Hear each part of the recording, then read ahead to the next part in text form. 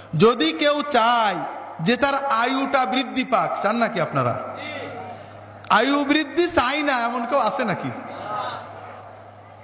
যদি কেউ চায় তার রিজিকে আল্লাহ বরকত দেন, চান নাকি? রিজিকে বরকত চাই না কেউ আছে নাকি?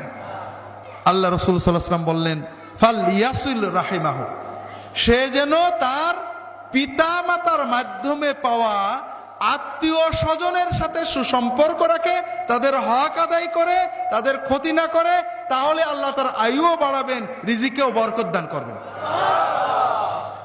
হাজিরিন, রাহিম পিতামাতার মাধ্যমে, পিতামাতা এবং পিতামাতার মাধ্যমে পাওয়া আত্মীয়, ভাই বোন, দ্বিতীয় পর্যায়ে মামা চাচা, এরপরে তাদের বড় যত আত্মীয় আছে, এই আত্মীয়তার সম্পর্ক রক্ষা করা দ্বীনের ফরজ ইবাদত।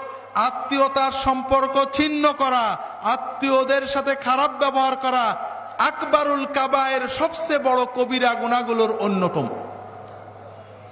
শুধু তাই নয়, আমি এটা বেশি বলার সময় নেই, হাদিস শরীফে রাসূলুল্লাহ সাল্লাল্লাহু আলাইহি ওয়াসাল্লাম বলছেন, মা মিন যামবিন আজদারু আইয়ুআজ্জিলা লাহুল্লাহুল ইকাবা ফিদ দুনিয়া মা ইয়াদাখিরু লাহু ফিল আখিরা আযামু আজদারু মিনাল বাগি ওয়াল কাতিয়া। যত পাপ আমরা করি আল্লাহ শাস্তি দেবেন আখিরাতে। যে পাপ করলে আল্লাহ তাড়াতাড়ি দুনিয়াতেও শাস্তি দেবেন, আখিরাতেও শাস্তি দেবেন, সেই সবচেয়ে কঠিনতম দুটো পাপ হলো, একটা হলো জুলুম, একটা হলো আত্মীয়তার সম্পর্ক নষ্ট করা।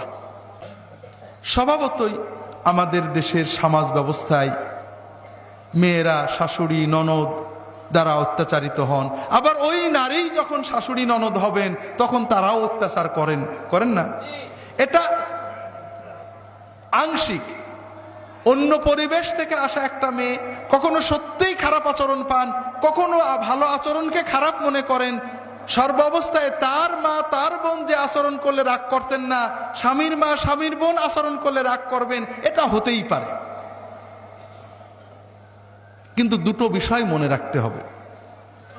প্রথম বিষয়, যারা আমরা পুরুষ তাদের বুঝতে হবে আমরা ছুরির উপরে চলছি। স্ত্রীর হক আছে, একটু পরেই বলবো। যদি কোনো কারণে তার হক আমরা নষ্ট করি, আল্লাহর কাছে ধরা খেতে হবে। পাশাপাশি পিতা মাতার হক আছে, ভাই বোনের হক আছে। যদি কোনো কারণে তাদের হক নষ্ট হয়, তাদের সাথে সম্পর্ক নষ্ট হয়, তাদের প্রতি আমাদের অসৎ আচরণ হয়ে যায়, তাহলে শুধু আখিরাতেই নয়, দুনিয়াতে আমাকে আল্লাহর গজবে পড়তে হবে, ঠেকাতে পারবে না কেউ।